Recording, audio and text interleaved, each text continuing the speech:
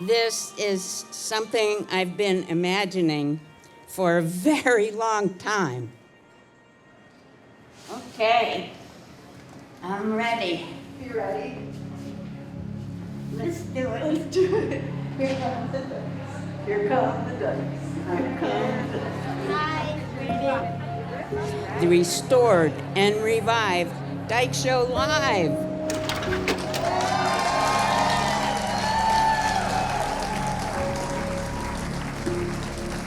I started touring at a time when lesbians had no place in society and no known history. I wanted us to feel like we belonged in a bigger world. We needed to connect to a past so that we could see a future. It is a Dyke revival, so I want to hear you hooting and hollering, and let's get going. Here come the Dykes. Here come the Dykes. Here come the Dykes. Here come the Dykes.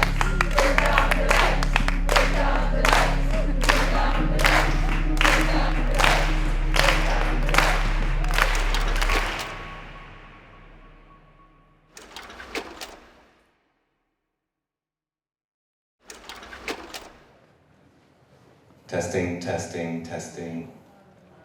This is a condensed version of a 2.5-hour slideshow I presented live at least 80 times between 1979 and 1984.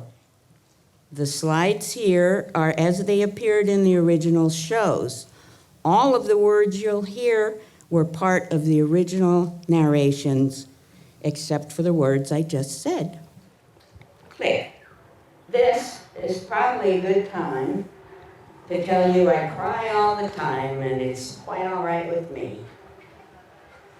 Blah, blah, blah, blah, blah, blah. What would you like me to do? Just stay cool. I'm cool, baby. I'm so grateful to the museum for everything you've done. Everything I asked for and more came true, so it's a dream. Thank you. Being seen makes them better. When you discover photographs like these, how do you know if the women are good friends, sisters, lovers, and how do you name them? When I first presented this show to a live audience, I was 35 years old. Those like me who had same-sex desires and were gender nonconforming weren't part of much that was our own.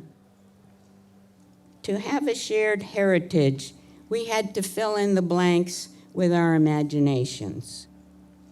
I started deciphering the codes.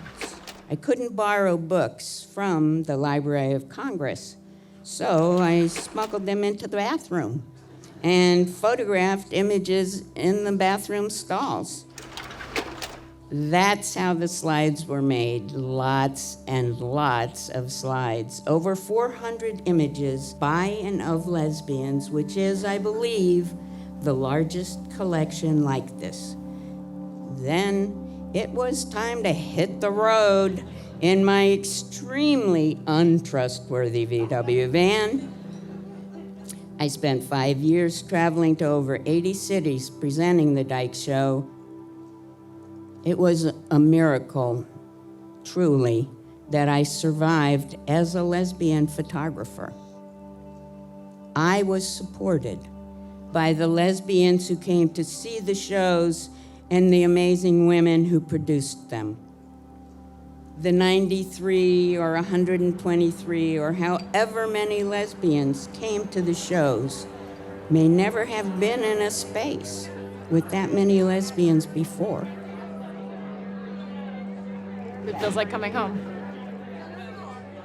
There's something very tender about it that's reminding us of a little bit of our youth, of those coming out moments, the being together, looking together, thinking together. That was so special, and I think that was really here tonight.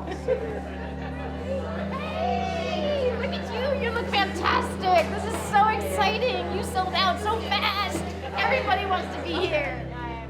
I grew up a baby dyke, and it was the dykes and the queers who taught me how to dance, who taught me how to dress, who taught me how to flirt. She's the bomb. She's the bomb. Just get that. She's the bomb. And I carry that with me every day. Unbelievable. Is this unbelievable? It's really unbelievable. It's amazing. You look so great. Images I had never seen before. Images I had seen but not perceived. It's because of this need to connect with our past that this performance of the Dyke Show, the first in almost 4 decades,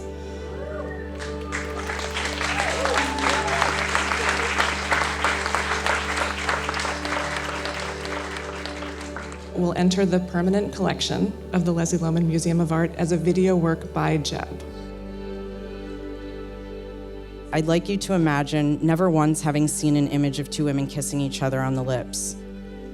The Dyke Show was a tool for making space where its viewers could feel belonging and also gather to debate and question the ethics of lesbian representation and how images could change both queer cultures and the larger straight world.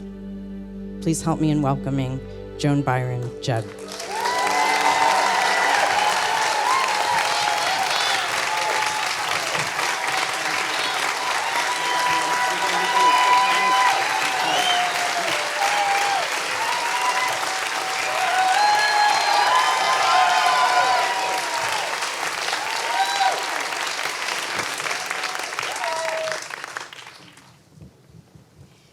Hi. From a young age, I couldn't keep my hands off my girlfriends, no matter what clothes they made me wear. I wanted to see a photograph of 2 women kissing. I didn't think any existed. I didn't even have a camera, so I borrowed one. Then I held the camera out at arm's length, kissed my lover Sharon, and made what I call my first lesbian photograph.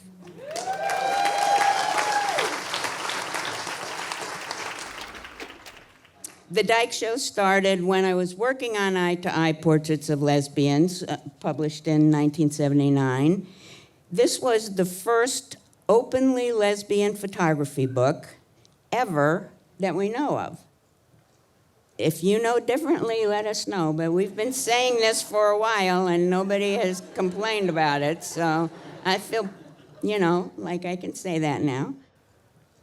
The Dyke Show, me and the audience together,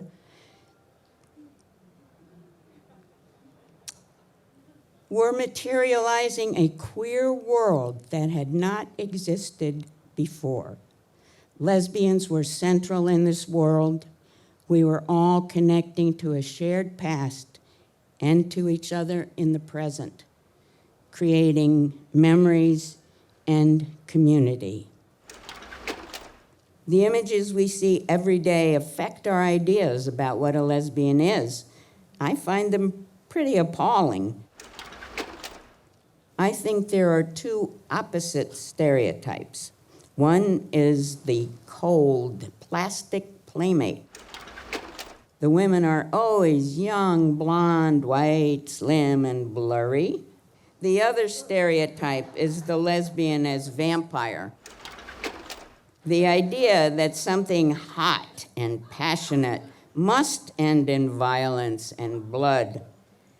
But men don't understand about bleeding. If men bled every month, they'd just be dead.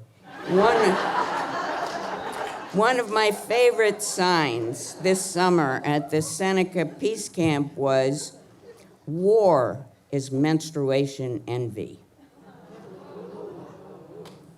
If we create our own images of lesbians, we won't have to put up with male fantasies.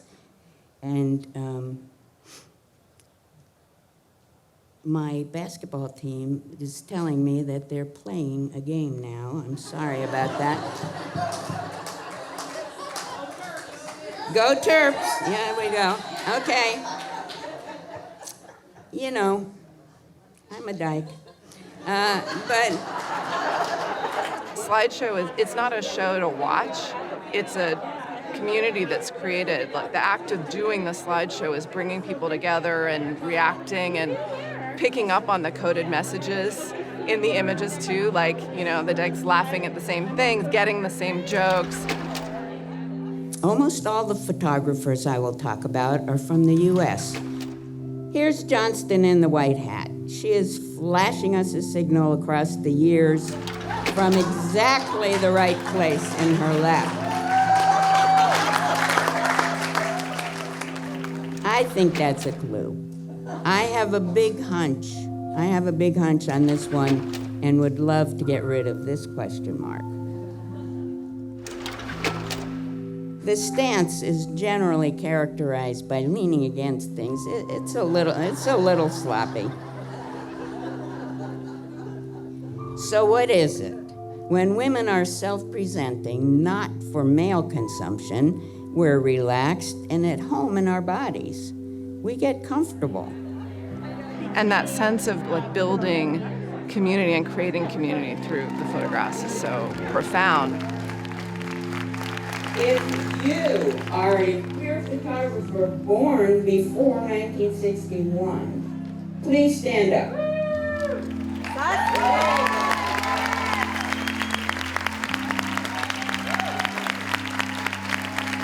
Throughout history, lesbians have recognized each other by the look in their eyes. Kate Millet wrote, "Watch their eyes, a look of freedom and autonomy we have never seen before. They, with the new thing in their eyes, looking back at you and beyond, because they're the future and they know it."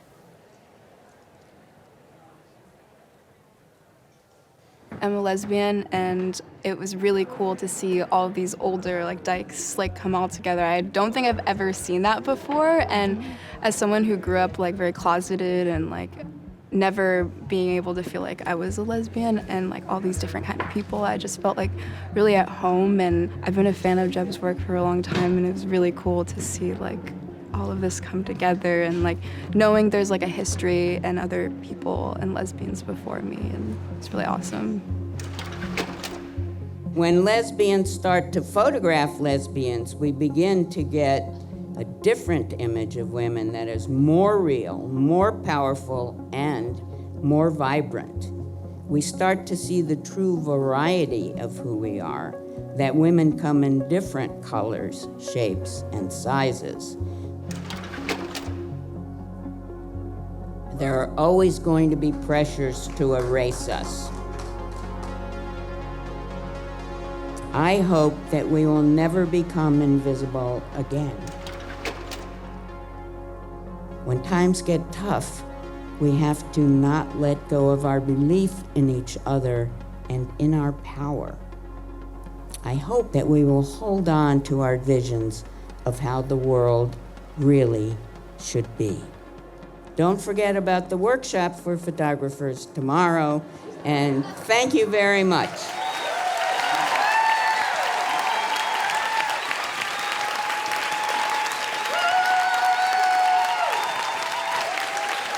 Not the end.